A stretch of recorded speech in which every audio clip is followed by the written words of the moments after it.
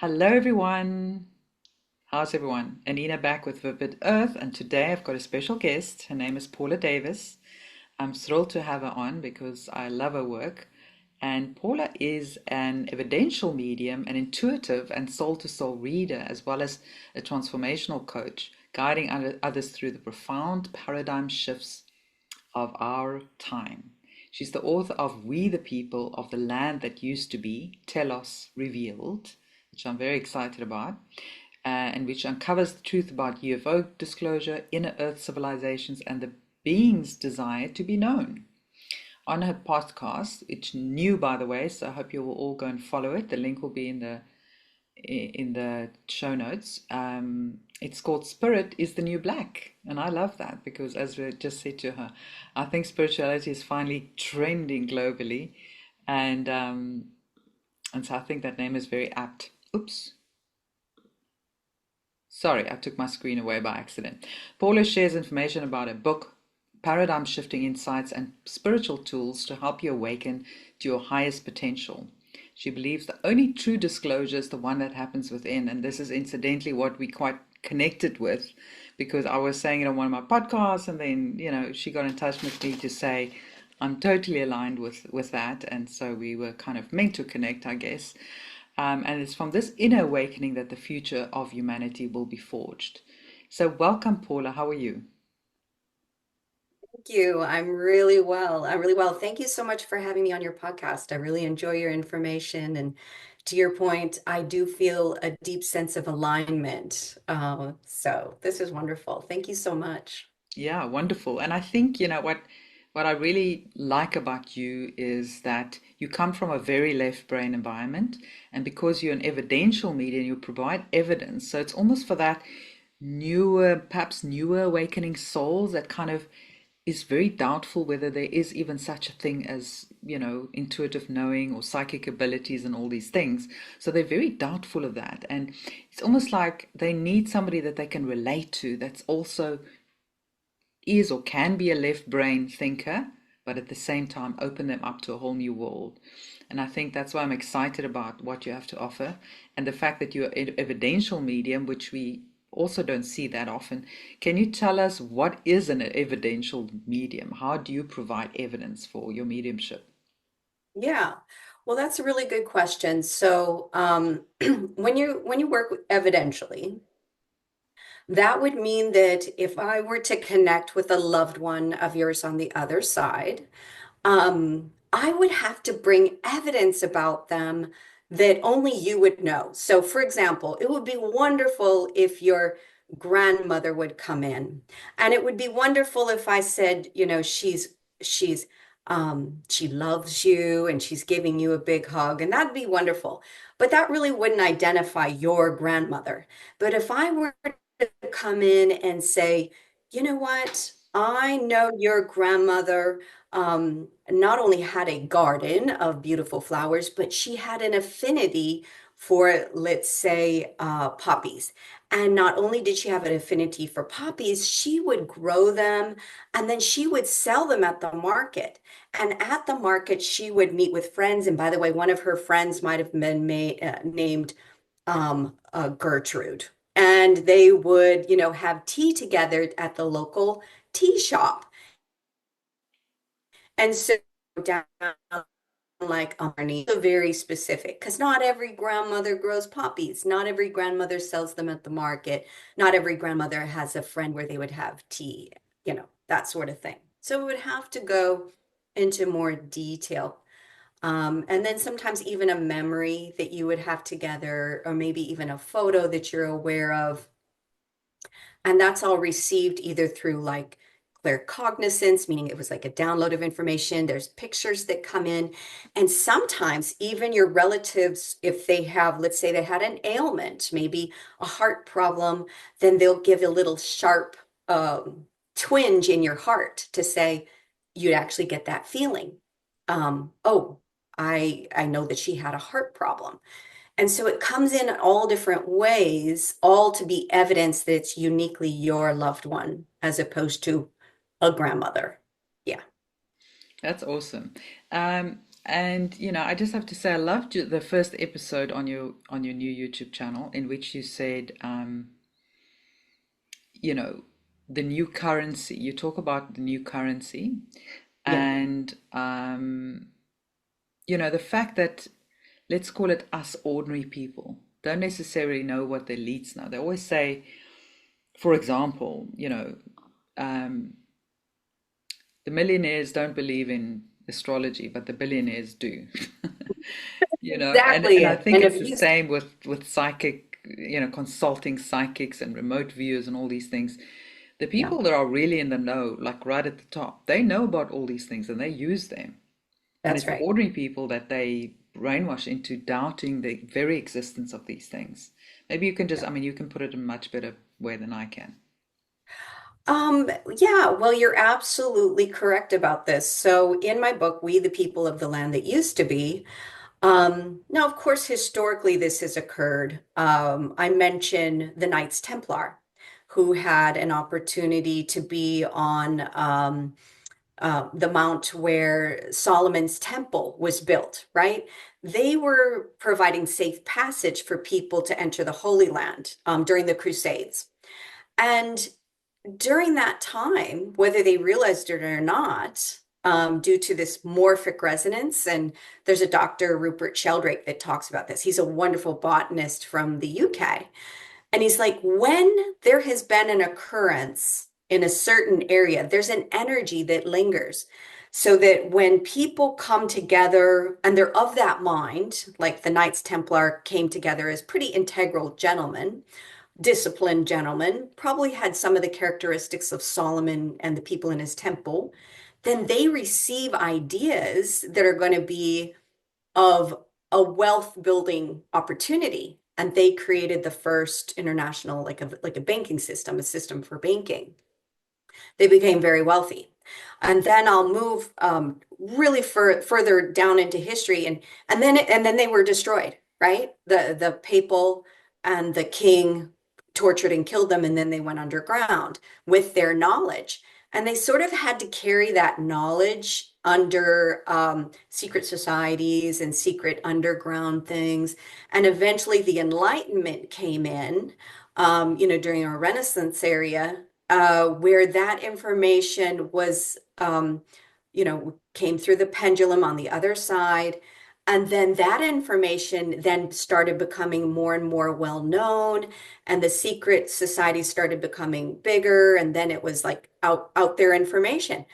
And we see that emerging in the United States and the UK as well, with people writing all these books about like the master key system.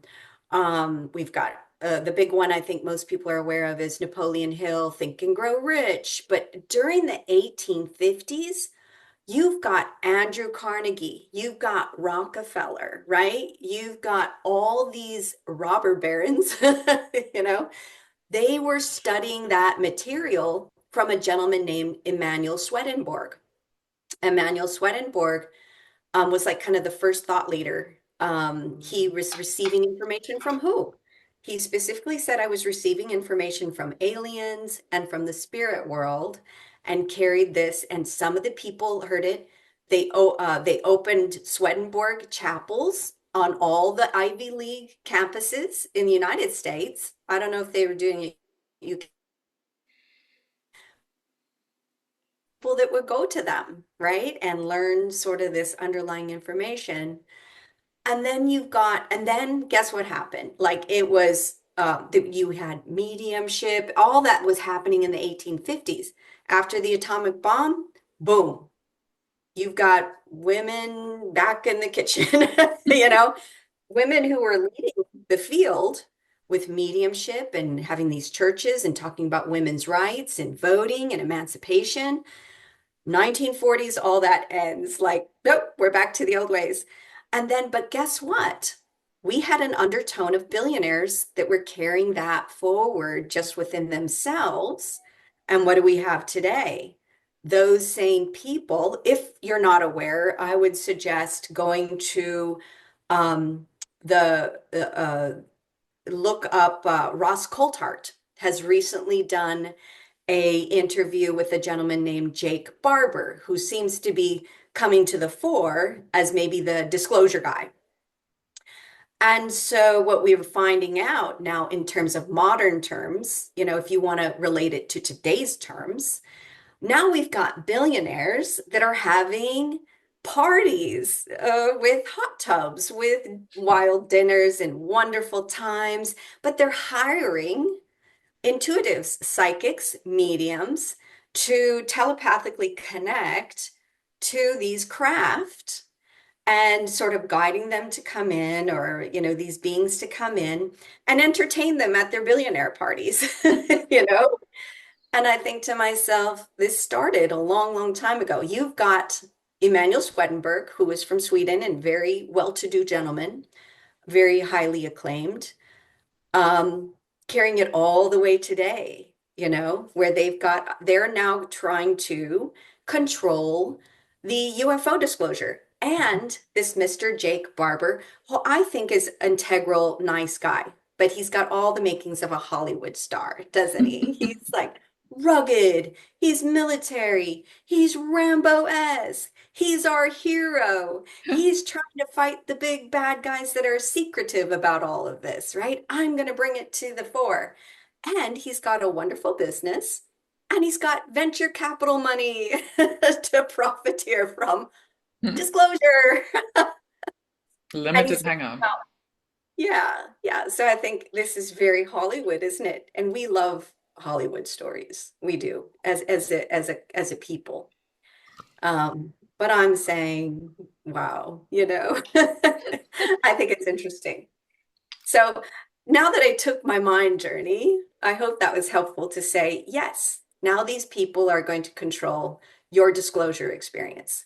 Yeah, in Yeah. their own unique, special way. And Allow.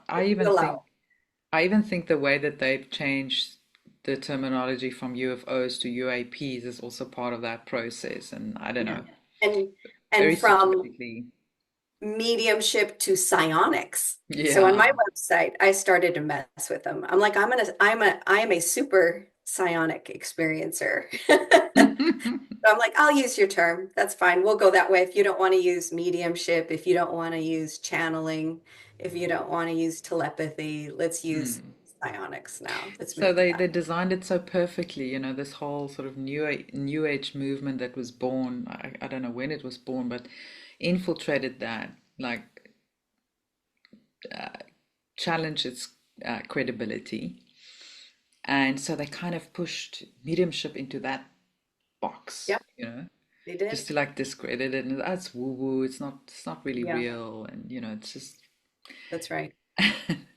and that's how That's they right. do it. But we're in the era of light now, light and information, so it can't be hidden anymore. So No, whether they it want it can. or will know it or not, it's all coming out.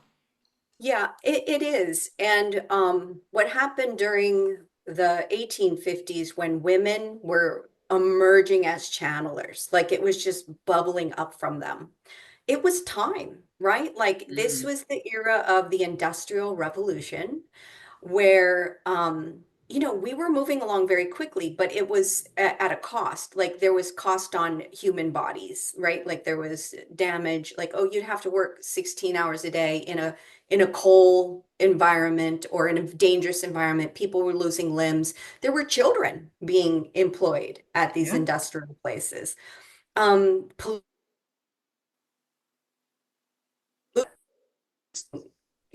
Billowed into the sky. I mean, I think London is a perfect example of that. I lived in London for a while. And though I couldn't see the smog, I remember at the end of every day, and this is might be too much information, I'd blow my nose and black soot would come from Yes. my Yes. every day. And I thought there is particles in this air from the era of Industrial Revolution that still exist. Wow. And so, spirit, the earth herself, is going to say, okay, we have this, and yes, this is good on many levels that we're moving forward, but also let's create an opportunity to quickly transition into a higher level of human experience with it. Let's move out of the Industrial Revolution. Let's move out of fossil fuels, move out of the coal and all of that into free energy. So then it was ramping up women's abilities to say, okay, we're the balance, right? We're the feminine energy balance in this. And we're going to talk about human rights. We're going to talk about emancipation. We're going to talk about the importance of freedom. And that's what was going on in all these spiritualist churches, of which the population swelled to like 9 million people in a short period of time. President Lincoln and his wife, Mary Todd Lincoln, had seances in the White House Hmm. during that time. So they were very much into the mediumship. And he talks about mediumship in about his son's passing and how he's still here in an invisible form. And so it was just ramping up, ramping up, ramping up. And then, but to your point, because there were too many people coming into this freedom, then it was important to enact the witchcraft laws. Mhm. And this heart, and the evidence is good, but also it can be limiting because we've come up with a very strong, we don't want to be, number one, seen as charlatans. So it has to be highly evidenced, which is good, makes us disciplined, but also to prevent witchcraft laws from being enacted on us from the past so that we could still perform mediumship and provide the value, but avoid the witchcraft laws because a lot of people were tried with the witchcraft laws. And in the United States, it was a lot of defamation against them, charlatans, charlatans, Are there charlatans? There's charlatans in every industry. Tell you what, Exactly. if your roof gets damaged, like let's say you got a hailstorm. I don't know if you have hail in South Africa, but Occasionally. occasionally. But you're going to have all kinds of very qualified roof repairers knocking on doors. And then you're going to have the charlatans knocking on your doors too, right? Like it's Exactly. everything. So, but they just dismantled all of it and said you're all, it was very brutal during the 1940s when they saw 30s and 40s when they saw Yeah, the abilities. it Hmm. looks like every 100 years there's a sort of an uprising, and then they have to find a way to kind of reset things because there was Yeah. also the mud floods in the 1800s, right? In Tartaria, where they just decided, okay, let's wipe all of this information. They're becoming too enlightened now, so we better Yes. deal with this. That's what my book is about, this constant battle of the light and dark, light and dark, light and dark. And Mm. now Helena Blavatsky, back in the 1800s, she goes, hell or high water, um, the age of Aquarius has to come in. It'll come by, what did she say? The quote is by bishop's hook or some kind of something crook. I don't know. She said, anyway, it's got to By hook happen or and it's crook. happening. Yeah, yeah, yeah. And so she said, no matter what, as much as you want to suppress it, essentially is what she's saying, it's got to happen by the end of this century. But I think it's going to happen a little sooner. Yeah, I think it's going to Yeah, happen a little sooner. definitely. I think we're on the precipice. But Paula, I want to backtrack a little bit. I Mhm. actually want you to tell people your story because I find it quite interesting. Maybe if you can somehow condense it a little bit, but I think it's important to provide perspective from the person you were to the person you are today, and how that journey kind of happened in a way. It's like you are on a Yeah. completely different trajectory right now than you were, what, 20 years ago? And I think it's important Yes. that that we don't miss that for those that don't know you. Yeah, absolutely. I would be happy to. Well, I can tell you that born of course in the United States in northern Minnesota and lived pretty, what you see, hear, smell, taste, touch is true, and whatever you don't is not true. Like there wasn't a sense of, I didn't have any sense of strong spirituality. I grew up in the Lutheran Church. Um, but I didn't have a strong sense of spirituality. I did have, looking back, always deep connection to these beings that I didn't recognize. Because if it's so much a part of your life, you don't see it, right? You can't see the nose on your face kind of thing. Mm. However, I can say that, you know, I majored in political science because I really wanted to be a part of this positive change in the 90s, of the ending of apartheid, of the Cold War ending, and Berlin Wall coming down. I said, okay, we have the technology, we have the knowledge, and we've got the historical background to make really good policy. Majored in political science, worked a little bit as a in the legislature, and I was like, oh God, this is just complete BS. What's going on here? So then I wanted to move into more like volunteering to get good candidates in. And so I would be a campaign manager, maybe from somebody for somebody who didn't have a chance to get in, but we needed the representation. I really believed in humanity. I really believed if you get every candidate in that is good, like we can change the world. So I was working very hard, and even worked for the Obama campaign and was invited to his inauguration after he won. I got Christmas cards from the family, and he got in. And there were so many candidates that I wanted in at that time, 2008. And fast forward then to 2012, I was really not happy with the Obama administration, not making good decisions in terms of, oh, change, change, change, But change. not delivering on any of it. None of it. And neither did any of the other candidates that I thought should make change. And so 2012, I decided I wasn't going to vote anymore. So I didn't vote for anybody. And I was pretty much kind of like sitting at my kitchen sink in my suburban home in Austin, Texas, with my three children sleeping upstairs and my two dogs in the living room and my mortgage and my two car payments, like my whole suburban life laid out in front of me into April of 2012. And I was looking back to my days when I was very idealistic and said, from the 90s. And I said, oh my God, because I do patterns and analysis in my head all the time. I Mhm. was like, from 1992 to 2012, I said, oh my God. I said, we're declining as a society.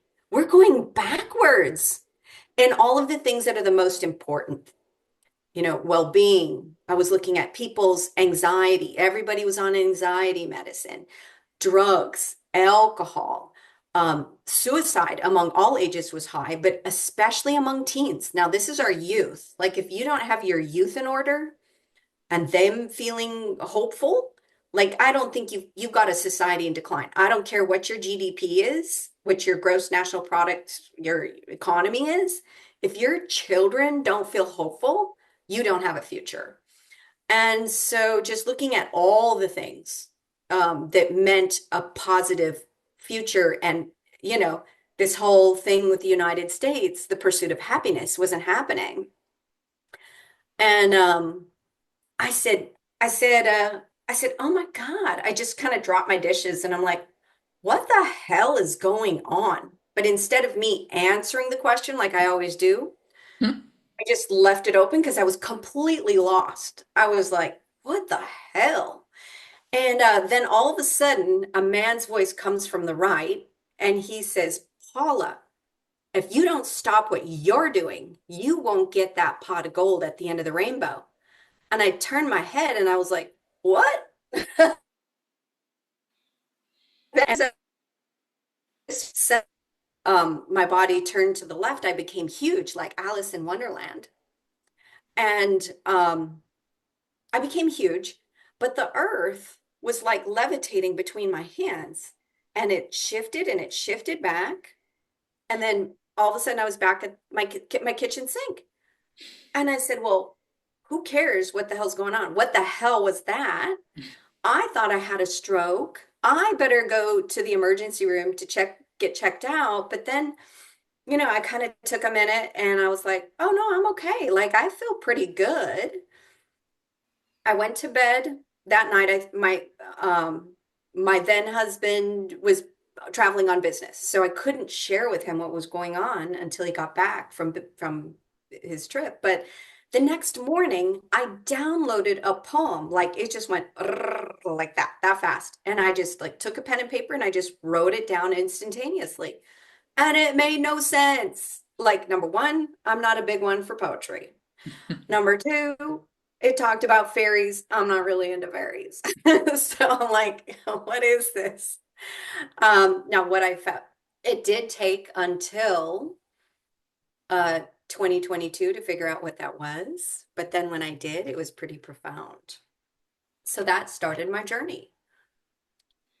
That's And amazing. then from there, of course, being a materialist, I had to put some kind of, I luckily ran into Deepak Chopra because he was a scientist, but a spiritual person as well. Excuse me. And he explained a little bit about quantum physics and the particle and the wave.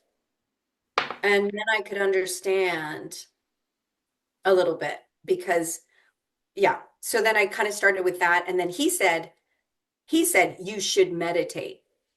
Not me personally, but generally people should meditate. And I'm like, oh, I don't know what this meditation thing is. First time I did it, I sort of went on a ride. Well, I'm sorry. I think I got some allergies. Um, but first time I meditated. Now I've heard people, they say it's hard for them to meditate, like it's hard to quiet their thought. First time I meditated, I was sitting there and this orb in my mind floated up to me and it said, "Hey, she's awake." He was like talking to some people in the background, and I swear they were just like eating lunch. That was what It's I like we perceived. waited so long, we've had to have lunch, but finally she's awake. Yeah, she's awake, but he wasn't that impressed, and he just floated back. And then I'm like, I'm sitting there going, like, what's going on? And then all of a sudden I started flying over trees. And then that was my first meditate. And I said, oh, I'm drugged. I'm addicted. I'm going to do this every day. So, Amazing. yeah, not always as amazing as that first experience, but it was They pretty had good. to somehow hook you, right? Enough to, Yeah, I think they had to hook you, nothing's like the first those time. Then guys it were probably like, becomes it's time. yeah, that's routine after that. Yeah, but yeah, so then that was the beginning of my journey of what the hell is going on and just doing intense self-study. I'll be honest, I didn't go around sharing that with a lot. I really wanted to go into intense study. I just went into I want the PhD in whatever was going on. So I have, I just went into deep, deep study. Then eventually that emerged into a lot of spiritual experiences, personal experiences, discoveries, and then starting the mediumship.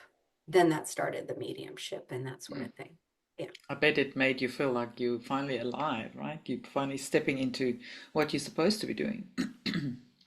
I'll be honest with you. I felt like I was doing what I was supposed to be doing. I was like a hardcore mom. I was like hardcore, like my kids are, but I was highly competitive about my kids being the best, and that's not healthy. That's not healthy. But I was very good at it. I was like very good at my kids were. So I would say people would look at our life and when they would say, she's doing everything right. That Mm. was the thing. When he said, I'm doing something wrong, I thought to myself, okay, I'm maintaining a tidy home. My kids are the excelling, they're excelling types. Say I was very much into being healthy, strong, um, participating in my community. Everybody else would say that I'm doing everything right. But You're Spirit was all saying I figured was out. doing everything wrong. And I thought, what the hell am I doing wrong? You know what I mean? Like, I've got my ducks in a row. And isn't that interesting? I didn't have like an existential crisis. I wasn't on drugs and then had a big moment. I didn't have a car accident and have an NDE. I was doing everything right in just exactly the wrong way, you know? So that was kind of interesting with that. So then I was like unsteady. It was uncomfortable, but also I had wonderful feelings. I had a deeper heart sense about things as opposed to an ego sense, right? Mm. So that to your point, yes. But Yeah. the moving to the heart was beyond having a bazillion dollars. And I think if these billionaires understood the value of being in the heart, they would be willing to let go of that ego. Yeah. But I think that ego is a real monster. Yeah. It won't let you go to the heart.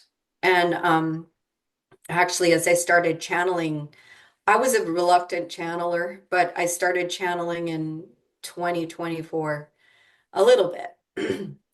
Because I'm one of those people, it's like, don't say anything your ass can't cash the check for. So when you channel, when you channel, you're saying things that maybe you don't resonate with yet. Like Yeah. you have to get caught up with it. So I've never been, I was, as a teacher, I was always saying kids, I was like, whatever you do, you have to sign your name to, or I have no respect for you. I got no respect. So I was like saying things that can't sign my name to. That, that's weird.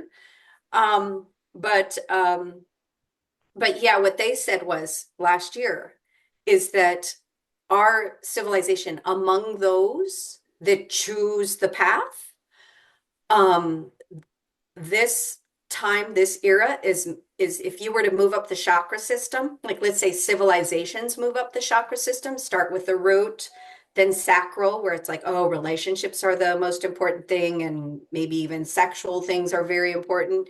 You move up to the ego, where, self-identification, it's me and I am, I am, I am. Then that next level up to the heart, you move into the heavenly chakras. So the heart on up is of the heavenly realm, and it's the most dangerous transition from ego to heart because the ego is so strong and it's planted in the material plane so much, can be, that it doesn't want to go to the heart because then it has to give up the I am for the we are. Everything would Mm. be we are. So when you move up to the we are from the I am has to die and it doesn't want to die. So there's compassion for people no matter who they are in that giving up. I have to die the I am. And the more identified you are and solidified with the truth of who you are, and the more influence you have in a positive influence way, the more difficult it's going to be to give up that I am to be the we are. I make choices for we, not me, you Yeah. know. So yeah, that's what I channeled last year. And I'm like, oh yeah, okay, that makes sense. I could see that being a dangerous transition for any civilization. Yeah. Mm. Now, I would just want to touch on what you said in that first video about the new currency Hmm. and, Yeah. you know, how what we value or have been valuing is money, but there's a new Hmm. currency that we're recognizing that have emerged, right? Yes, absolutely. Well, consciousness is the new currency. Now, I guess on some level, everything is consciousness. So it's always been the currency. However, what we're finding, and I'm going to start with the billionaires because they're always the jet setters with currency, is that they're seeing that people with psionic abilities, let's face it, you don't just have the ability to maybe connect with craft, right? And orbs. If you have psionic abilities, you also have the ability to make other things happen as well, right? So if you have, like, for these, you can literally, all right, so one of the examples that I have, and this is in mediumship, um, it can be used for anything good or it can be used for anything bad. Let's face it, with psionic abilities, there have been civilizations in the past that have been able to move mountains without any kind of digging uh, apparatuses or trucks. You know, they use their consciousness to create. And since we all have the same amount of consciousness equally, we all have this equal ability. So one of the things that I bring up that's a concern is if you are not aware of how powerful you are, it can be used against you. It can be used against you. So an example that I give is that we're in this weird space now, and again, I would invite you to look at the information about Jake Barber. Jake Barber is a person who is a materialist, like myself, moving into this new world of psionics and the power of them. I don't know that he is yet at the ability to call forth these craft himself, but he sure can hire people that do. He pays them to do it and then brings them to Earth. And then maybe they reverse engineer. Maybe they'll put it on a truck and take it to every town and charge tickets to look at it. I don't know the bigger thing in profiteering from it. But what I can tell you is, and I'm just going to give you this as a real life example, evidential example. When Jake Barber was riding his helicopter to retrieve a high value product, it's his job to go in and find retrieve classified material. Like, let's say Lockheed Martin creates a brand new airplane and they want to test it. They're going to put it on the ground. He's going to pick it up, bring it back so they can look at the analytics. He's not just picking up airplanes, he's picking up exotic craft. And so one time he was going to pick up the item and had its trajectory where it was. And just as he was coming upon it, he felt this overwhelming sense of love from the craft. He says, from the craft. And he's had this deep connection to it to the point where he was crying, right? And then he comes upon, and then he's like, gets over himself. Okay, I got a job to do. Goes and retrieves the craft, brings it to where he is supposed to be. And now he's under the belief that he has this deep connection to this craft. The love is so strong, it's that of a mother. Okay. Let me bring this back to mediumship. In mediumship, I give readings. And one of the things that your departed loved one will do is love bomb me. They'll just immerse me with love so that I can feel it, send it to you, share it with you. Does that loved one love me that much? No, they don't love me at all. I am a vessel. You see what I'm saying? So you see where now he's on this trajectory. This craft is guiding me. I'm connected to it. I'm going to do this and I'm going to do that and no. And I'm saying to myself as a medium, I'm having those experiences every day from loved ones. I bring it in, I say, that's enough, stand back. And they're like, okay, she got the point, pull back. And, but that's somebody's psionic ability, right? That's consciousness being able to be used in a way to make you do something, right? Now, what if you could use that same consciousness for yourself and download, and I did this, right? I did this. So it can be used in either way. When you have knowledge and you have control over yourself and you're connected with people that are for your benefit, that's wonderful. For example, in 2003, even as an unconscious agnostic / atheist, saying, Paula, there's going to be a economic crash in 2008. Prepare for it. Okay, so I just receive it. I mean, I'm not attaching it to anything. I'm not questioning anything. I'm still asleep.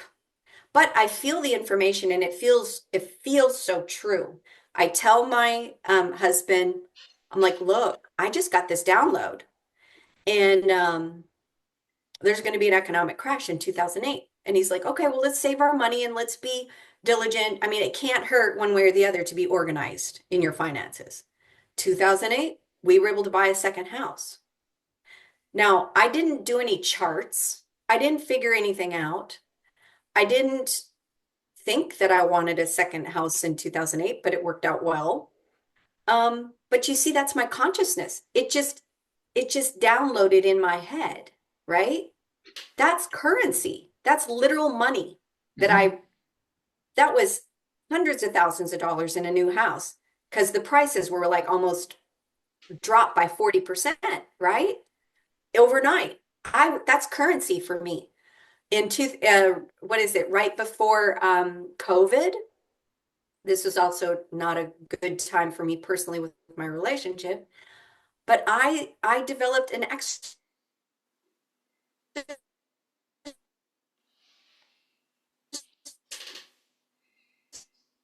You're freezing a bit, Paula. Can you hear me? Exercise equipment. Oh, Sorry, do I'm you want to sorry. just repeat that? I think my Is Wi-Fi is a mine? bit unstable. Just repeat that last bit for us, Oh, please. yeah. No worries. Yeah, I think I saw you freeze for a second. So yeah, so 2 years before COVID. Now this is my thing. I seem to be precognition. Everybody has their special gift with their psionic abilities or their consciousness abilities. I seem to be precognition. I can see the future before it happened. Other people have other things. But I developed an exercise product 2 years before COVID. What was a big selling product during COVID? Home exercise, because you couldn't go to the gym. During COVID, I mean, I had so much fun, like playing with my friends. I'm like, look, I'm almost out of toilet paper, but I know I'm going to be guided to it. And they're like, don't worry, if you need toilet paper, I'll help you out. I'm like, no, I know I'm going to find toilet paper. I'm down to 2 rolls, but so we were on a group text kind of laughing. And sure enough, I had this urge to go to the store and get a Coca-Cola, which was weird because I don't really drink Coca-Cola. And then sure enough, there's one package sitting on the counter of toilet paper. I'm like, you guys, I got it. I took a picture of it on the counter. And so you can really live life fun. It's fun. When you're connected into your own consciousness, it becomes your currency. And is it always money? No, it's not always money. It's being guided to the right thing at the right time. And what's beautiful about it, and I'm so glad that you asked this question, because when everybody's connected in, we dovetail beautifully together and we find out that all our resources that we ever need for anything are always there because you only take what you need when you need it, because that's Yeah, not going to be you the don't same time hoard. as somebody else when they need it. So when people were buying 20 rolls of, 20 packages of toilet paper, it was unnecessary. And then they reduced the supply for others that, you know what I mean? You're just not thinking. You're running on a fear paradigm. Yeah, scarcity And complex. and I was like, I'm not going to do that. I'm not going to over purchase anything. I know I'll be guided to everything I need when I need it. And I had that faith and I lived so peacefully. Um, It's just like the and so, prepping thing, that people have been doing also for 5 years. yeah, For some reason, it's just like I don't really see that I need to, and you know, I just yeah, always have what I need as well. yeah, you're always guided to what you need when you need it. And that's the new that's where consciousness is currency. It has nothing to do with money. And if it needs to be with money, it can be with money. Um, but that's where when people are really tuned into themselves and their consciousness and the earth, then that's their currency of the future. Yeah. Yeah, it's so amazing because But consciousness is there. We're just unconscious of it until we realize the power of it. And, everyone, the world at large, let's say 80% of the population, chasing things, chasing money, chasing trinkets, cars, yeah, jobs, whatever. And they think that is like the ultimate thing to own when they were just yeah, overlooking completely their own consciousness. And it costs nothing to yeah. develop your own consciousness. Nothing. It costs nothing at all. The cost that you incur is the letting go of all the things that you thought were true. That's your cost. Now, what does it cost for you to do that? You do need to have some mental techniques how to let go of that. right? Yeah. That's technically, if I'm not willing to do the work and the research on my own, then that's the value of having somebody help you with it. But no, your spirit knows, you already know your spiritual DNA is perfect. Like you are perfect just the way you are. And the way you were born and your purpose is dovetailed perfectly with all the other people that have their purpose. And that's what makes you unique. Yeah. You need your very special uniqueness because it dovetails with somebody else's uniqueness. And that's different than this world because they're like, we need medical professionals in the medical field. Well, you become a clone. Then you're just a Yeah. clone, like, you know, we need you to do this. I don't care what your purpose is. We need you here because of we messed up. People are really sick. We've developed all these imperfect means by helping to heal them. And we need you to fill that imperfection role just to band-aid us along. Yeah. Yeah. But not only that, how many people have chose to go into medicine or law or, because it pays well. It's a well-respected job. Their families wanted them to study that. So now Yeah. they're in this role of like saving lives, okay? There's obviously different roles within the medical profession, but they're not even necessarily passionate about it. No. And it's just so sad, that we have probably, I don't know, 70% of the doctors or, Western healers, shall we call it, out there, that's not necessarily in it because of the love for it, but because, you know, their parents wanted to study it, it pays well, it's well respected, and we're just living in this kind of backwards society. And it's so beautiful to see that flipping again, where we're living from our consciousness, from our passion, from the unique puzzle piece that we have to offer this world, because there is no one else like us. Each of us have such a unique role to play, such a unique set of gifts and abilities.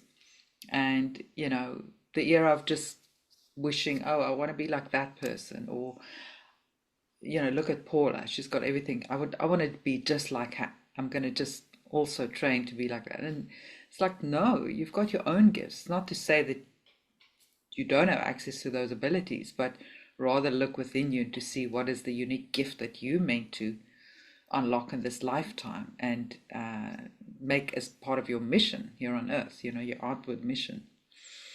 So Exactly. That's if exactly it. when people learn the true value of developing their own consciousness, they will be like, oh my word, it was there all along. It was there It, available. And it was there. I disregarded it It's been completely. begging to come out. Yeah. It's been Yeah. begging to come out. And it'll throw you back into the rebirth process over and over and over again, because in your not knowing, you grasp for what you're familiar with, which is not a world that's moving forward. And you Mm. keep passing and you're like, okay, I don't know what I'm doing, no, no, no. And I know there's wonderful near-death experience stories, but I'll tell you what, that's a near-death experience. That's not a full death experience. And it tends to be that people grasp back towards, and you'll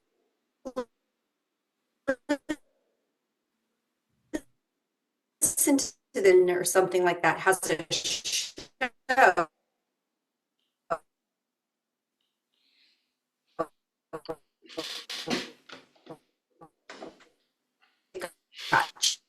that will hit 9 out of 10.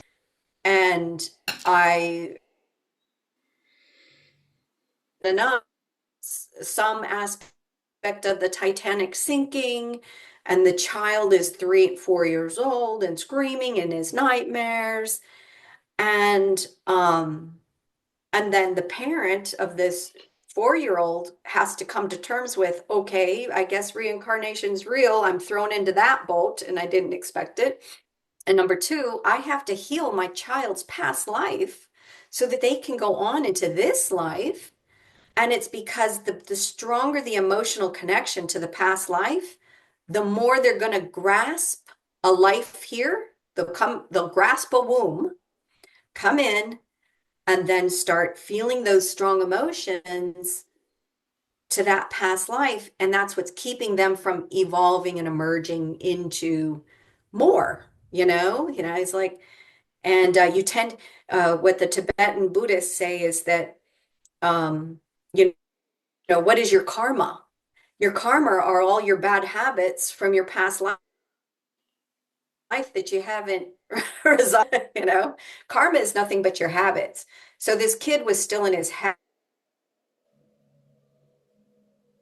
habit of believing he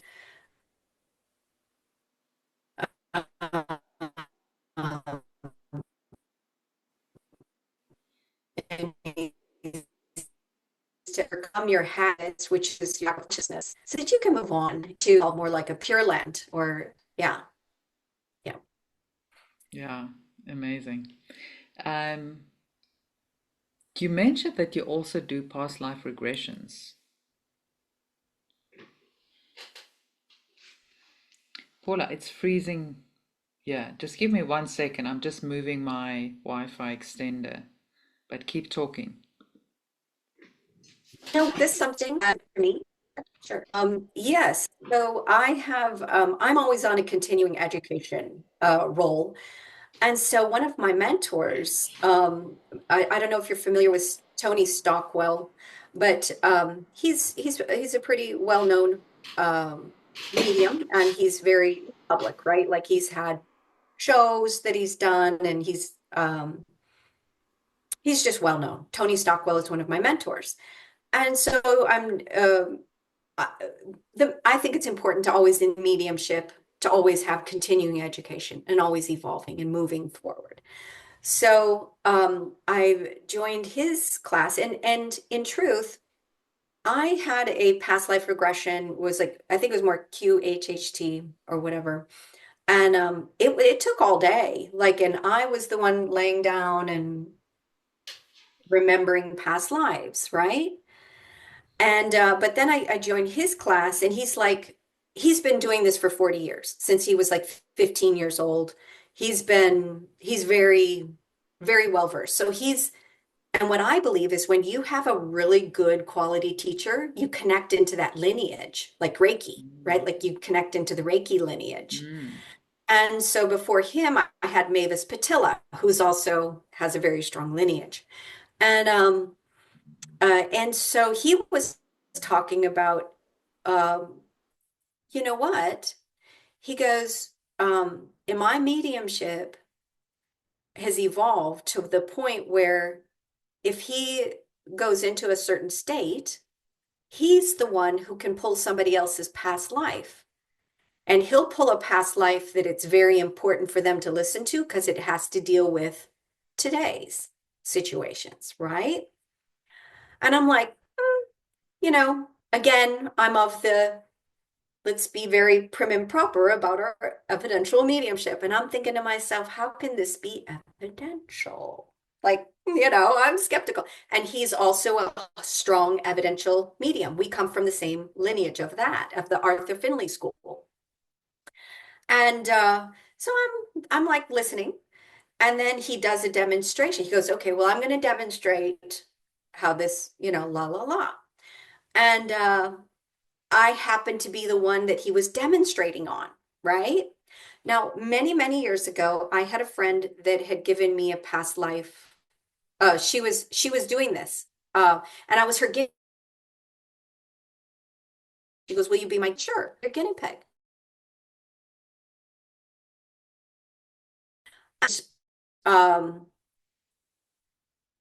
so one of them was where I was another named tribe. They were fighting each other, and my family. I remember saying, "My family is killed." Reese, I think you froze again. Did you?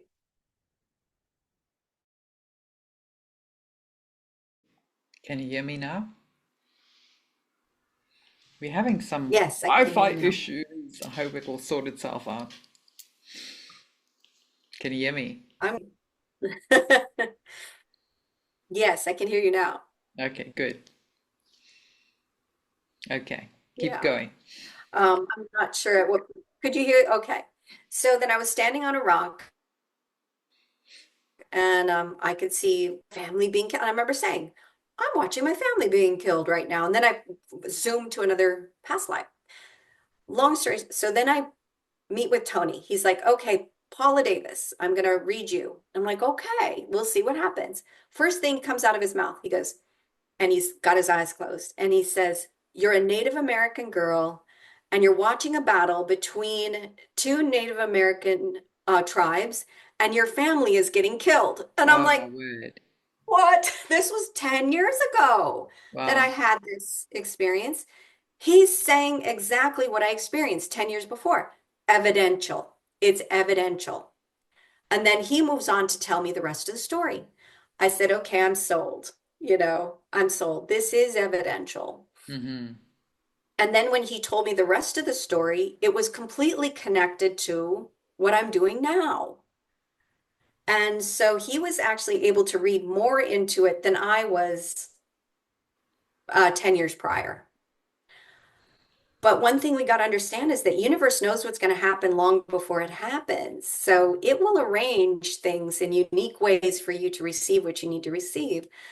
And so now I've been doing that. I've been doing readings, and it is surprisingly flowing and easy. It's not, it's easier than sitting down and writing a fiction story. Oh, I'm going to sit and write a fiction story. That's hard.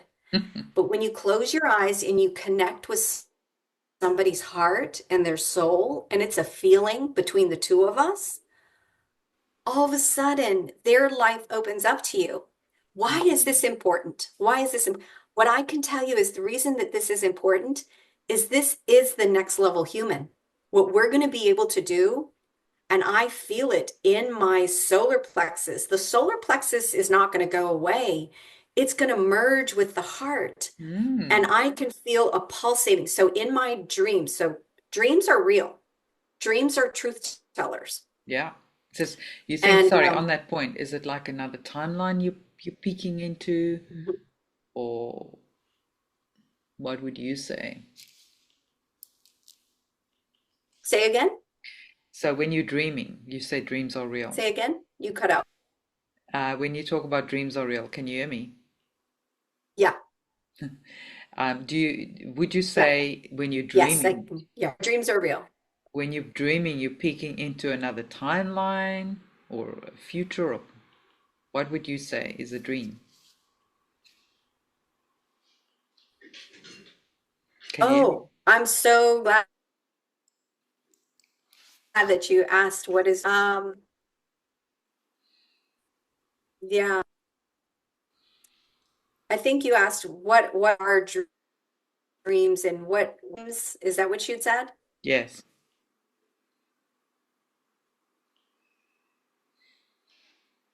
And how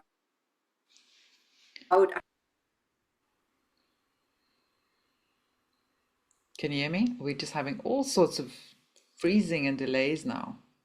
I don't know what I can do on my side to have a better signal. I think somebody's trying.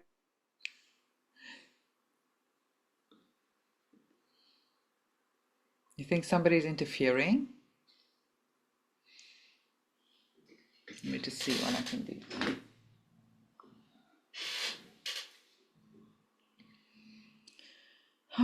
I'm probably freezing to you, and to me you are freezing.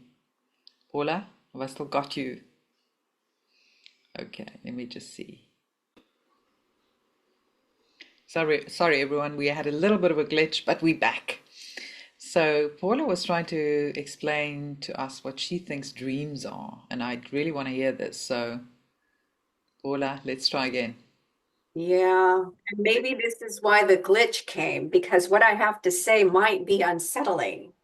So, as you know, I go down the path. When I go down the path of learning, I go hard. So, in dreams, so one thing I'll have to say in my spiritually transformative experience, when that man was speaking in my voice, the reason I was so influenced was because wherever he came from, wherever that voice, wherever it was, felt more real than this reality. Okay. So I'm like, okay, wherever that is, it's real. And then where we are, it's less real. Yet So this true. reality feels very, yeah, this reality feels very real in terms of, I mean, you will get, unless you keep your ducks in a row, unless you pay your rent, this and then, I mean, trouble comes. This is immense suffering. So I'm not saying that this isn't not real, because it feels very real.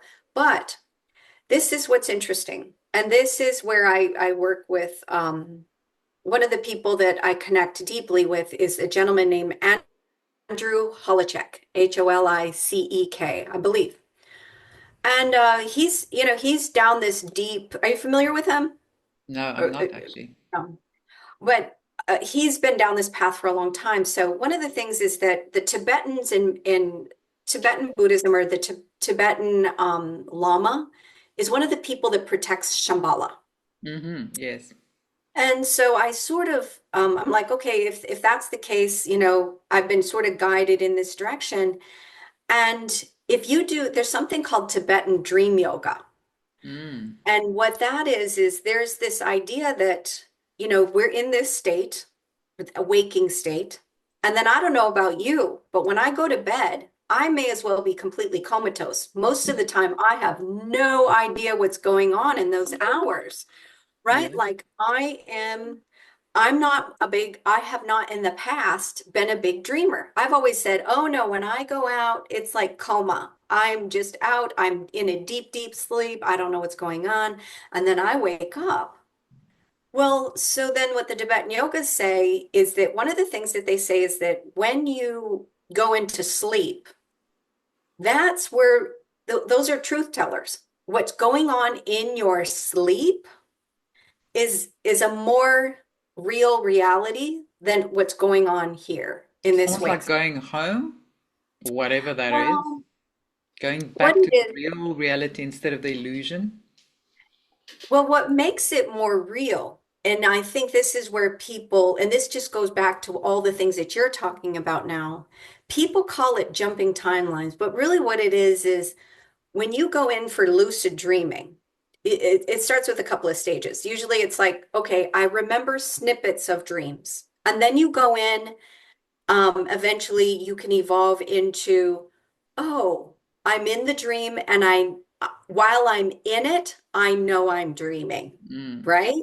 And you can be kind of you think you're being an observer of Mm. like what's going on, but you're not, maybe not skilled enough to maneuver yet, right? Mm.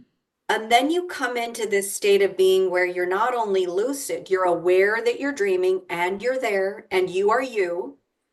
Then you start, I want to learn how to fly, right? And then you might take flight. Um, you might also encounter things where you need to face some of your shenanigans. There might be things that you need to heal on the other side, but it's very pliable. It's very pliable. In fact, I was listening to a podcast yesterday by a doctor. I can't remember her name, but she's very well versed in lucid dreaming. And she said this. Now, this is really important. She goes, well, I've been doing this for a long time, and a lot of times I'll go into my dreams and she'll construct them. You can construct whatever she can construct whatever she wants because she's very good at it. And even down to when she sees maybe a negative entity that she has to face, she tends to just pull out and give them a gift. And when she gives them a gift, they're like, "Oh, thanks." And then she's like, "Well, why are you here? You monster." "Oh, I'm here because you wanted to have this experience, la la la." She goes, "Well, I don't want that anymore." "Okay, thanks for that." Valuable. And it's where you can work out a lot of stuff. You can create a mansion, you can create a little tiny cabin in the woods.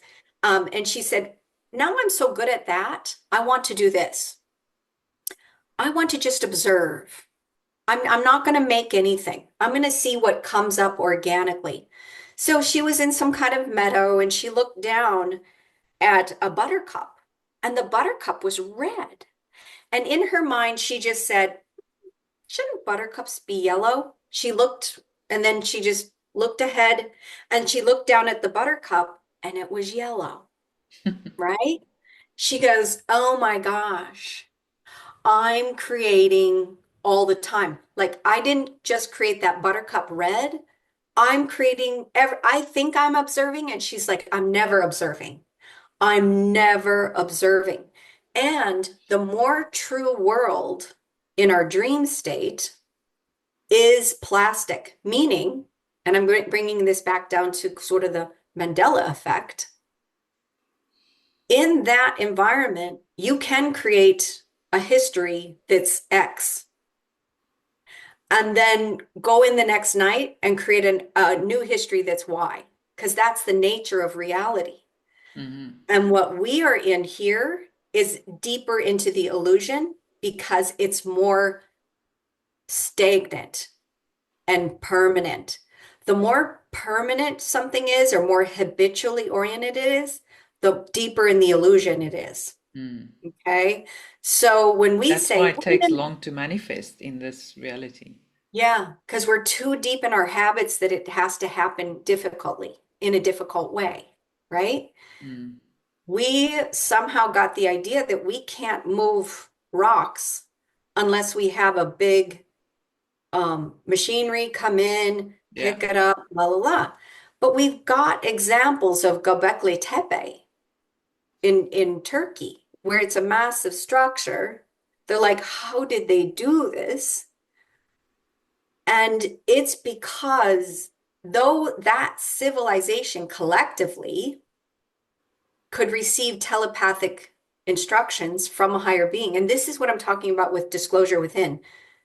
Throughout history, civilizations, when they evolve spiritually first instead of materially, when they evolve spiritually, they connect in with these higher beings and they give them instructions. Oh, here's how you build Göbekli Tepe.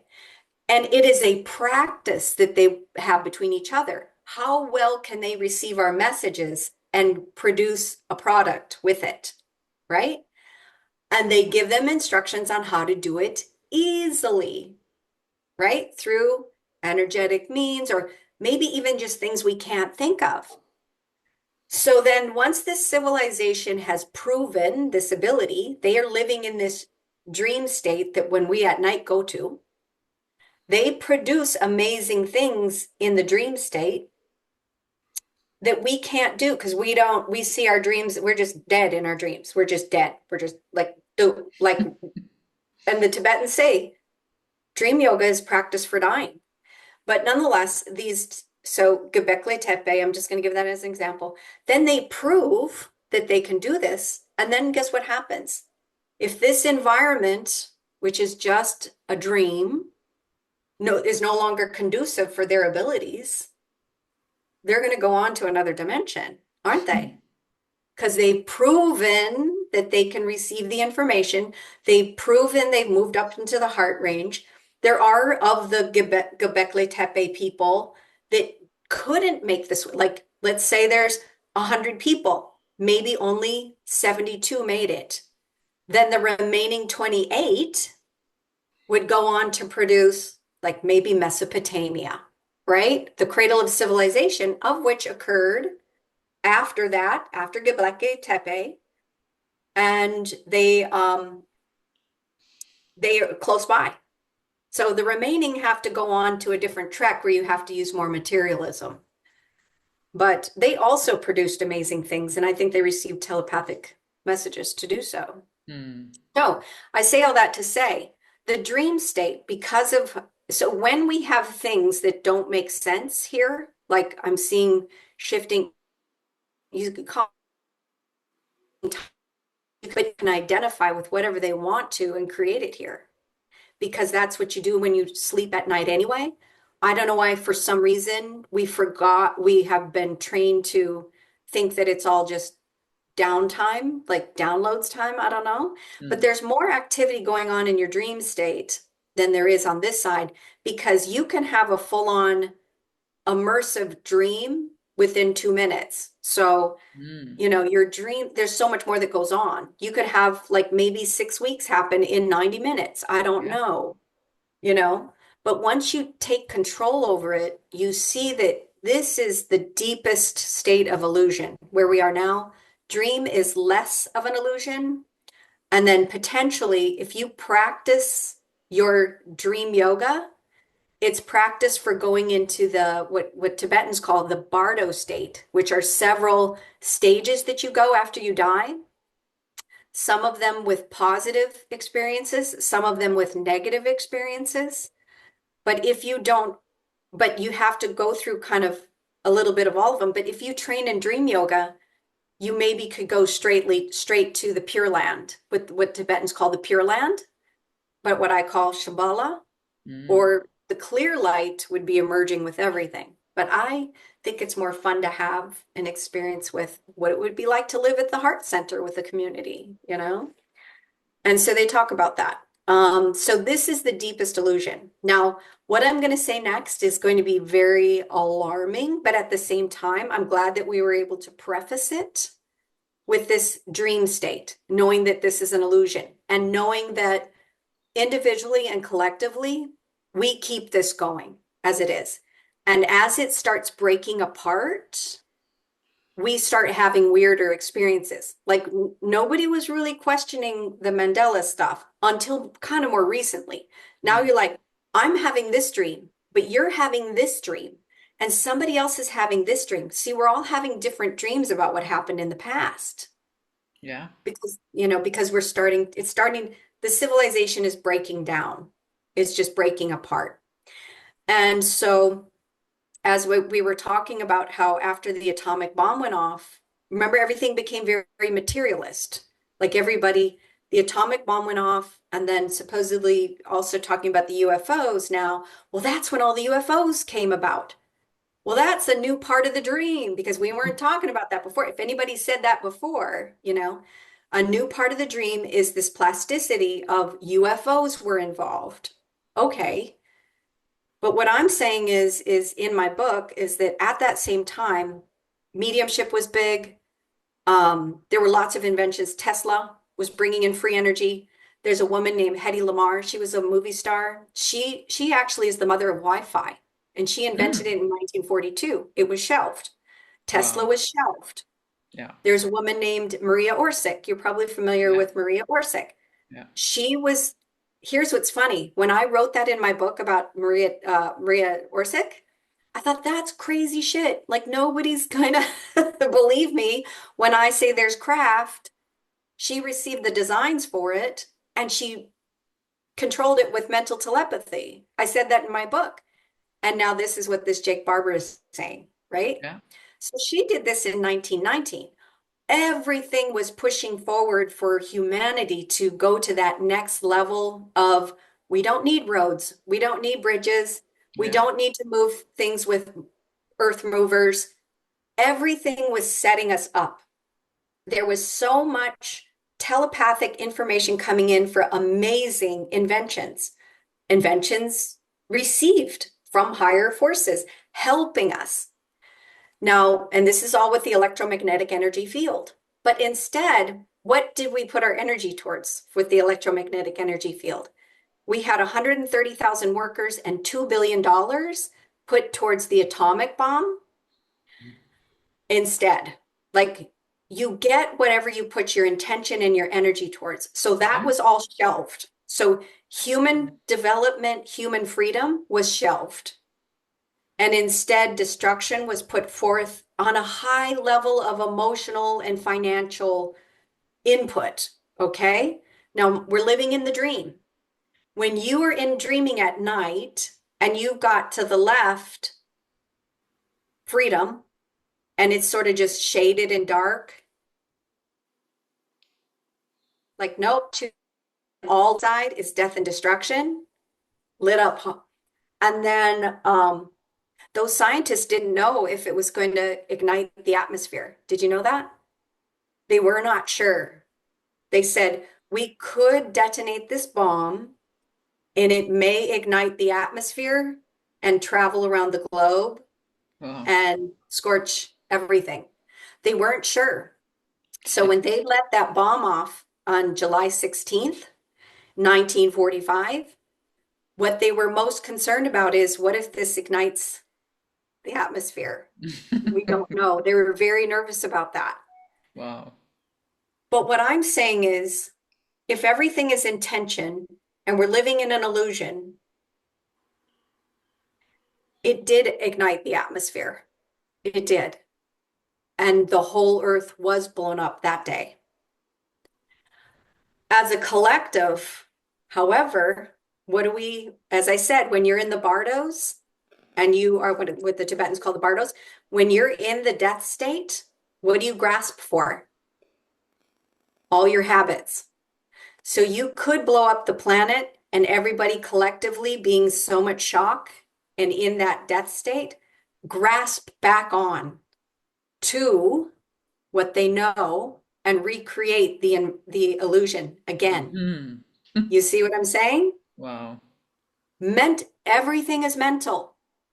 The first law of Kybalion, of the universal laws, everything is mental, nothing isn't. This world is not physical. Quantum physics tells you that. There is no physical anything. Yeah. Everything's mental. So if you had 4 billion people It doesn't exist until you think observe it, it. Yeah. Think yeah, until you observe it and then you realize you're thinking it. And so if 4 billion people were having the same experience at the same time of shock and awe, the first thing that they're going to do is they're going to recreate that which they destroyed. But it's not stable. So what did you do? You came in and you made it very materialistic right afterwards. You went from women that were very independent, coming into their independence, going into the household. You're bringing all your bad habits, control. You're bringing materialism. And everything from that era to now, it's an unstable environment. So when I asked in 2012, so this is where this is dovetailing it back to the beginning. When I asked, what the hell is going on? Why are we in decline? Is because we're living in a very unstable dream environment that was destroyed in 1945. And it takes a gestational period of time. That's one of the universal laws. When an action occurs, what is the gestation before its manifestation?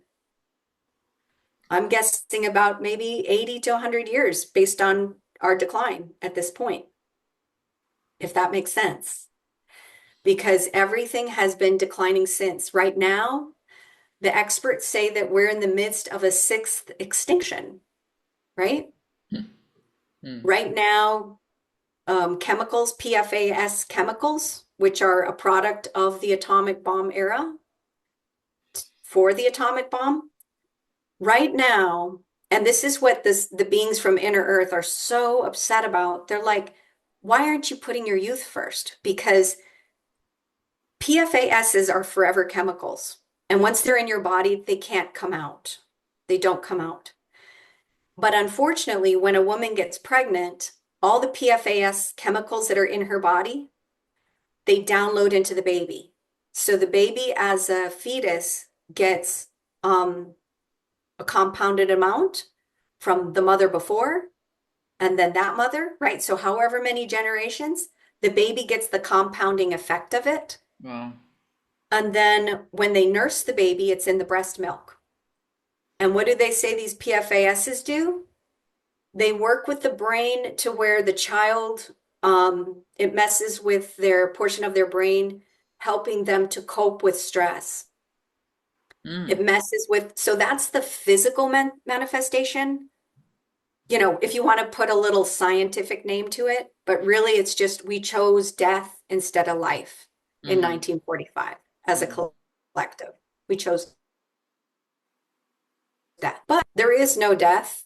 It's only cycles. So then now the time of choice comes. Do you want to come to this heart-centered way, right? Or do you want to move to more ego and a more extreme version of that? And that's where we're splitting, just between those two things. Yeah. And So that's we're what the splitting. Age of Aquarius is about, you know. And its higher aspect, it's all about consciousness, the higher mind, you know, the cosmos, Yes. and benevolent technology. And at its lowest aspect, it's all about transhumanism and control, and, Yes, you know, exactly. so that's I'm our choice curious. point. If Mother Earth, if this Earth, what we call Earth, isn't going to house these behaviors anymore, how do you think those, where do you think those, where are they going to go? Where are they going to go to experience that? Um, well, you know, some people believe that Earth's soul at some point left. It like couldn't deal with this anymore. So the soul kind of left. Um, so and I believe she's here again, but maybe those people that choose a different reality, they'll go to another version of Earth without a soul. I don't know. Yeah, that's exactly it. And then there's the logical path to that, which, you know, they're talking about this place called Mars, right? And I think Elon Musk said that he's going to send um, his rocket there next year.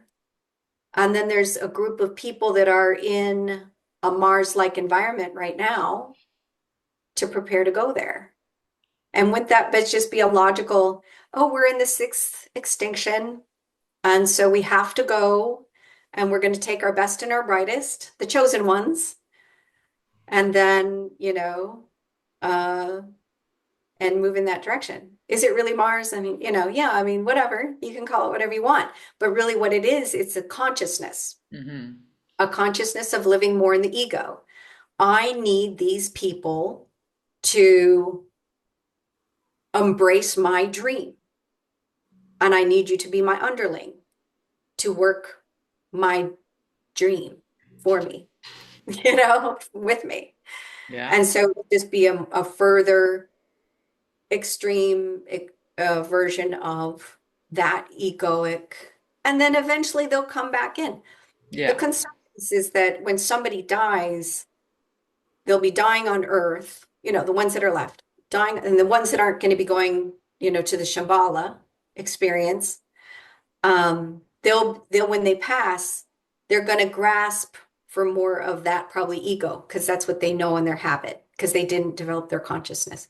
So they'll be dying on Earth and then rebirthing on this Mars because Yeah. it's similar. And that's where your potential is now to recognize that. Where am I going to grasp for when I go to be rebirthed and that sort of thing.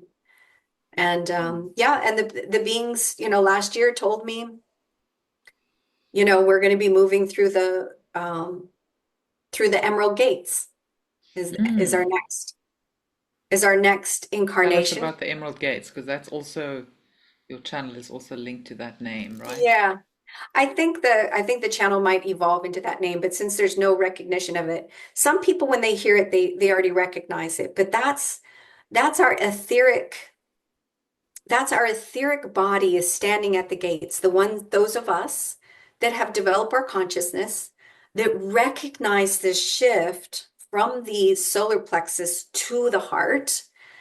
And there's this, you know, I am I am left brained in terms of but I'll have to say that this natural organic evolution, I can feel the earth. I can feel the oranges at the store. I have this feeling in my solar plexus, even in my dreams, but it's coming into my now on this side of reality too. When I connect with somebody, there's very little verbal communication. I feel this pulsing energy from my solar plexus to theirs back and forth. And it's just this immense sense of deep love and I can feel your past lives. I can feel It's your like you reach purpose. into the Like, quantum and it's field, and that, you know, yeah. you can And connect that's with the new somebody that, else's.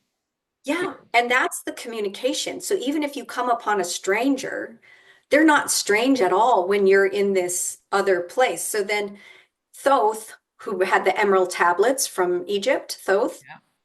um, emerald tablets, he tells us of Atlantis as la la la la, but he uses the emerald tablets, the color. And it's almost like he's the beginning sharing this. And now he's at the end to say those that have encompassed the emerald tablets, it doesn't have to be through his teachings, it's universal. Yeah. We'll be ready now. He's set up the gates. I say he, not really, just ourselves to emerge into the emerald gates, which is inner earth, if you want to consider closer to the heartbeat of Mother Earth, is all it is. Connected more to Mother Earth, her heartbeat, where you can feel the energy of the plants and the animals and one another. And it's more community, heart-based living, which I guess would make sense because the heart is green, the chakra. Exactly. Yeah. Yeah, I hadn't thought about that. But yeah, so then it's all very green.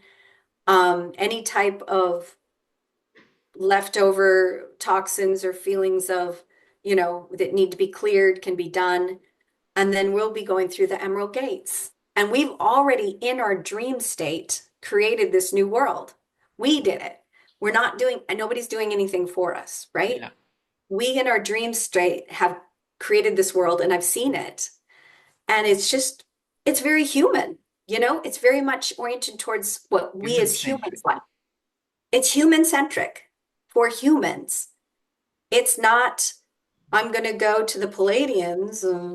I don't know, their world is different. It's very us, that most essence of us, the things that we have created uniquely as a civilization, we live more deeply with and get to evolve as free people, our world. And there's a deep respect and love for our culture and our way of doing things. And we'll be able to continue that and evolve that in that way. So, yeah. But Mm. if you go to Mars, you're going to have to live Mars.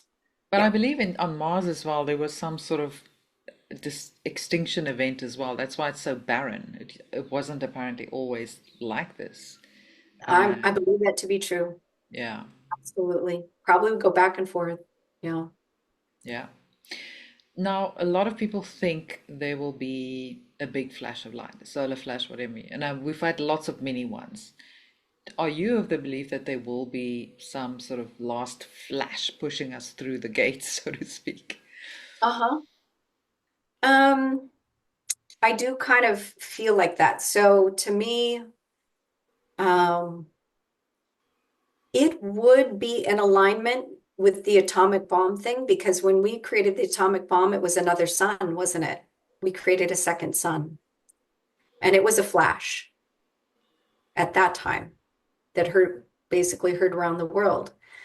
Would it make sense that the sun then would be reactive to that and be like, oh, you're going to create your own sun? Okay, then here's my what is it, the action reaction? No action can be taken without an equal reaction from the other side. So if you want to go scientifically, universal law, and evidentially, that would make sense, wouldn't it? Yeah, so there's this big flash. Those that chose a different direction, I don't know, die and Yeah, are reborn on Mars or whatever it is. And yeah, those of us that chose the light, we will just, it's like all the darkness will be transmuted and we will just like yeah, wake up more clear, more like switched on. Suddenly we will just remember everything. And yeah. Well, I mean, each person has to have their unique individual disclosure, I believe. yeah, When you have I did see a UFO in the 90s. That was not disclosure for me. I was just scared. I ignored it yeah, because I had other things going on. I'm like, yeah. look, It didn't fit married. into your life back then. So that's not disclosure. Some people you had, no, I didn't attribute anything to it. Like now I remember back and I'm like, oh yeah, but that wasn't disclosure. to me, disclosure was in 2022 when it said, even my spirit guide in 2012, I didn't know what was going on. That's not disclosure. It's not disclosure until you're awake, until you Yeah. start receiving your own personal internal messages that this is it. And then there's this magnetic pull taking you in a particular direction. And then there is all the hell that you have to kind of face along the way, which is, I don't know why, because I guess there's a resistance. I'm going to take responsibility and call it resistance. But I can tell you that on the day that I was going to finish writing my book, my last chapter, the last day, um, I I went to bed at night, and during the night, I kept feeling like I was being like I couldn't breathe. I kept waking up and catching a breath and going back to sleep and catching a breath and going back to sleep. And the week before, I had a dream with my brother. My brother's a very powerful person. If he's like the ego, he's the ultimate ego of the, what you would imagine. And it wasn't a good dream. We were kind of in a seedy place, and he was making a deal with somebody that I wasn't happy with, and it was like in another dimension. Week later, I'm having this, I can't breathe, I can't breathe. And then I woke up the next day to start writing my last chapter. I had blood spot on my arm. And I'm saying this because maybe other people are experiencing this and I want to give support to it. But oops, sorry. Um, and so then I woke up, I had a blood spot, my eye was swollen, and I started writing the chapter in my book, and my mother called me later that day and said my brother had died. Oh, That wow. he died of suicide. Oh, wow. And I thought, my gosh, I had this weird dream a week before. I had this. He was making a deal with somebody that I wasn't happy with. And then after that, I had severe health problems. To what I would call, some people would call the Havana syndrome. That means when you start, when your tentacles start going into areas that are not going to make people happy or really change things, there's forces that'll come in to try to challenge that or stop it. I did have pretty bad health problems. The blood spots took a year and a half to go away, etc. I'm going to take full responsibility for it and say there's something within me that was resisting that for me to shift into a next level human, like and what they call the natural human. These fairies, from the poem, they're back. They're Arctic fairies from the Arctic Circle. I didn't know that at the time. Didn't know they had fairies at the Arctic Circle. They're fairies from the Arctic Circle. There's wisdom keepers there. But I almost had to die to who I was to emerge into the natural human. So as people go through this process and they feel like something's wrong, it could be that you're dying to this reality, this reality that is so stuck, so immovable, so difficult to manifest, so riddled with suffering and disease. You might, in some way, shape, or form, have to die to it to emerge into the natural human. So, did I go through the emerald gates? Did I already have that flash of light? Yes, I did.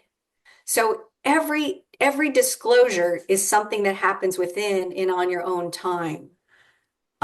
Is there going to be a collective one as well? Could be. It could be whatever you want to create for yourself. So why not determine now? Why don't you say, I have the emerald green gates. My invitation to you and anybody else would say, sit in meditation and create it. Where do I want to go? Where am I intending? What does my next world look like? Yeah. Because when you're in a dream state, and this doctor said she saw a red buttercup and then turned it yellow. Mind you, I say that there's this collective thought that we all have. However, there's no reason why you can't just create your own right now. Do it right now. At night, intend to be lucid. And that's what I'm working on right now, is helping people Mm. preparing to die. Because I died that night without realizing it. I died. And shamanic trainings tell you that. To become a shaman in the Sami tradition in Norway, you have to die to who you are to become a shaman. Mm. So yeah, I could say Havana syndrome. Somebody's beaten me up in my dreams. Somebody made a deal with my brother. My brother has to take responsibility for his own actions, period. Right? I'm not going to do the drama scene. Like, I take responsibility. I died that night so that I become the natural human that I feel I'm emerging in today. Was that a flash of light? Hell yeah, scared the shit out of me. So it scared me. I was scared and angry for about a year and a half, going, I did everything you told me to do, and I got punished. And maybe I was deceived. I went down that avenue. Maybe this voice has been deceiving me. And I had to go through a year and a half of anger, my own Bardo angry time. That's why I never promoted it. I published it in 2023, and they said, you need to promote your book. I said, I am not. I'm not doing anything with this. I am not. I was so angry and suffering physically, severely. I had severe anemia, memory loss, my heart hurt, like heart pain. I said, I don't want anything to do with anything spiritual ever again. This was a nightmare. And then it emerged in 2024. I suddenly started channeling and said, your greater work is just to begin now. And I said, yeah, okay, I can see I'm healed. I kind of see now what's going on. Because right after I wrote my book, I published it in January of 2023. Then the big disclosure movement started in June of 2023. And I'm like, you guys are right, as usual. Always kind of standing here as, left behind a little bit, or, you know, I want evidence is what it is. Always. So yeah, thank you for letting me share that, because if people are really going through the light, just know that it might be painful, and it's personal and it's individual. Mm. But you'll emerge into the natural human, which that feeling is amazing. And you will go through anything to get to that. You really will. So yeah, So I it's could just a say matter of surrendering to the journey. surrender to the journey and just be willing to go through whatever you need to go through, knowing that on the other side, it's what you want. And just stay curious. Stay curious. Say, I'm curious what's next. I'm Keep curious. I growing. don't, yeah, just keep going. Keep going. And, I always say to people, like this new earth that we're all waiting for, this era of peace and abundance and beauty where the earth is clean. Like, Yeah. imagine it in your mind, daydream about it, dream at night about it, Yes, visualize it, because we are all a part of creating this collectively. right. If enough of us visualize the same dream, we're going Thank to you. create it for us, for ourselves collectively. And Exactly. so think about all the little detail. How will the food systems work? How will we, barter and trade? I don't know. How will, just visualize what is our architecture going to look like? Free Yeah. energy, frequency healing, all of it. Just imagine every aspect of it, because those are the little building blocks of this new world that we walking into. Exactly. It's already there. It's already there. We just have to catch up with it and imagine it. You can't dream outside of reality. You cannot. So why not dream the best?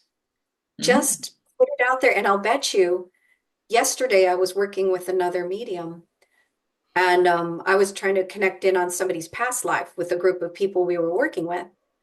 And we were taking turns, and she started talking. And I'll be darned. You know what she did? She connected in with my same information for a past life, identically.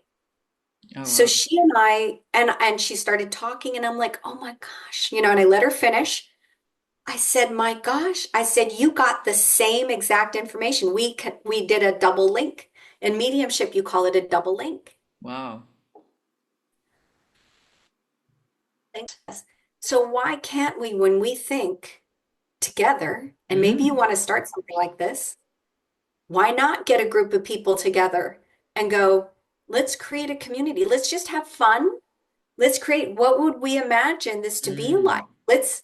And I'll bet you collectively, if we all get together, we'll collectively connect in with what already exists that we Mm. already created in a dream state.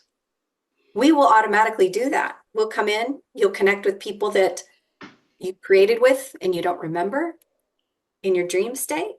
And I'll bet you'll start creating a reality that already exists. Mm. Yeah, That's yeah. such a good, good idea because a lot of people are just waiting, they're just Don't waiting wait. for a savior. They're waiting for the white hats. Oh, Trump will fix everything. And Just wait around. And I'm yeah, saying, no, yes, there are people working for us, but they need us to meet them halfway. They need our effort and our actions taken towards this new world that we want to see because it's a free will planet, yeah.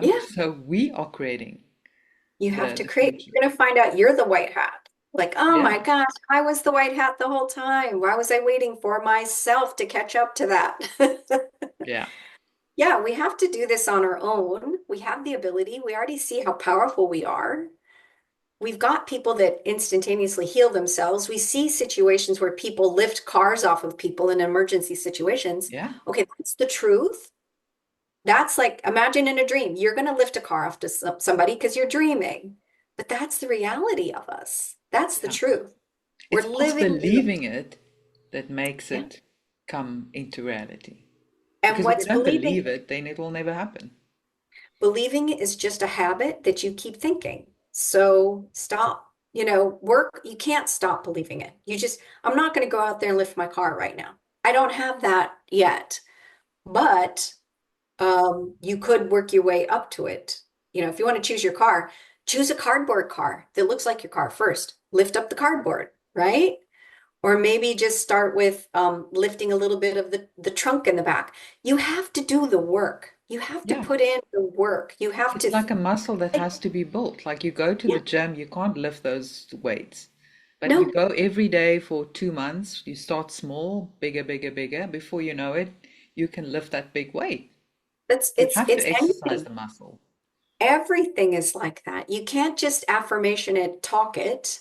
You do little things, faith without works is dead. So go ahead and just lift the back end of your car and watch it slightly lift a little bit, right? But be continue with it. Now, probably you don't want to do that with a car, but you want to do it with something. Do it with But you something. can do it with your own psychic abilities. You Yeah, know, you can. start, The car can move. why not experiment with moving the clouds, see if it works? Or, Bending a spoon. Start yeah, with bending the spoon. Yeah, do the clouds. Maybe say, I'm going to manifest a free cup of coffee today and watch that happen. As I was really doing this work and having this experience while writing my book, I had an experience where they would tell me, I'd write the book for 5 or 6 hours, and then I would get in my car and they would drive me around. They'd say, turn left, turn right, turn left, turn right, because they're practicing with my telepathic abilities. They're practicing mm, with me. And then they would take me somewhere in my community that had never been that was amazing. Like one time it was a cave system with my birthday on it. That was weird. And I'm like, did this exist before? But one time I got into my car and I touched the gear shift and all the lights in the car turned on without any key pushing. mm, And I can't tell you how scared I was. And I wow. thought to myself, how many amazing things am I holding back because I'm scared? Like I Mm. got scared. I pulled my hand back. I jumped up. I was breathing hard. Like my car was turning on by itself. And I wasn't ready for it. And so how much am I holding back just out of my own fear? There's that as well. I think fear is the worst, most devastating thing that we Doubt and experience. fear. Doubt and fear is killing us, Mm, literally. yeah. So, but no, this destruction that we have, for those of us ready to move on, there is an amazing thing that we have created. Again, we have to be self-empowered. I'm not waiting for any of us. We have a wonderful culture if we want to propel it and evolve it into more, but through human freedom, the way, we keep trying. I think this is the last time we're like, all right, last time, ones that aren't down with this, you gotta go. You gotta go. And then the rest of us, some of us maybe are from other planets. They want to go back to their families. There's Hmm? that too. I want to Yeah. go back to my family. But it's the freedom of choice. It's Yeah. the freedom of choice. Yeah. And And we're heading for the freedom, Emerald full Green stop. Gates. Huh? Freedom, full stop. Full stop. Yep. And we're heading for the Emerald Green Gates, which is just another term for we are educated, we're evolved, we're coming into ourselves, and we want to pass through the gates of freedom. We're ready to graduate this Earth school. We are. We are so ready, aren't we? Yeah. But Yeah. we can do it right now. Have it in your dreams first. Do some lucid dreaming. You'll have full on experience of the Emerald Gates right there, right at your fingertips. You Awesome. don't have to wait. Don't wait. Yeah. Experience it now. Yeah. Just Yeah. start small, experiment with it, and Yep. just take it up a notch every time. Exactly. Exactly. That's Yeah. awesome. Well, I can talk to you for another 5 hours, but I have to go. I know. Unfortunately, we didn't get to your wonderful book and Telos. I think we can have a whole discussion just about Telos, the inner earth, inner earth. And so maybe another time we can dive more deeply into that. But it's been so fascinating and enlightening and empowering. I hope it's been empowering for people, just to listen Yeah. to what is possible. It's supposed to be empowering. Yeah, there's the down, there is the destruction of this, but we don't want this anymore. So, and you can't what do they say? Don't try to fix a current system, build a new one to Yeah, make the old one obsolete, right? exactly. The old one is obsolete. Let's build the new one. Yeah, we This is must be exciting. prepared to let go of the old Yeah, systems and world because if we exactly. don't let go of it, we can't move forward. So got to Right. let go And of it. that's the clinging to the old habits. That's what gets us put back into these old systems is our Yeah, fear of the unknown. yeah, Where that's where everything is that you want. yeah. The unknown is the greatest adventure you could ever dream. It really is. Yeah. And you don't have to wait, you can start right now. Yeah, exactly. Wonderful. Well, Yeah. Paul, is there anything else you want to tell people? Where can they find you? I'm going to leave all the links below, but maybe you can just briefly tell people where they can find you. Absolutely. Well, to your point, there is the podcast, Spirit is the New Black. You have the link to that. It is brand new. I did write this book a couple years ago, and I went into hiding for a good 2 years to heal and to emerge more into the natural human that I'm feeling today and hoping to evolve into. So there's that. And then there's my website as well. It is www.paula, Paula, Davis, DAV as in Victor, IS as in Sam.com. It has lots of great information in there. I'm adding to it all the time. But yeah, we're moving into these amazing soul to soul readings where you can really get in contact with, your soul purpose, past life that's really affecting you right now, and just general information. There's also a link to my book there. And just reach out and say hi. Just reach out and say hello as well. Yeah. Yeah. So, guys, go and check what Paula has to offer. Absolutely incredible. I love her story and wish her all the best with her new channel. So, make sure to follow or to subscribe. And I've been loving the content so far. So, yeah, I look forward to see where it all takes us. Yeah. And thank you so much. I really enjoy your channel as well. Really, really good stuff. Appreciate it. And it's been such an honor speaking to you today and sharing information with your listeners. And yeah, look forward to connecting anytime soon. Thank you, Paula, and thank you for all the sharing and all the wisdom. We appreciate it. Thanks, everyone. We'll get Paula back on and we can talk further about Telos and all these other wonderful things. Thanks so much. Thank you. Bye.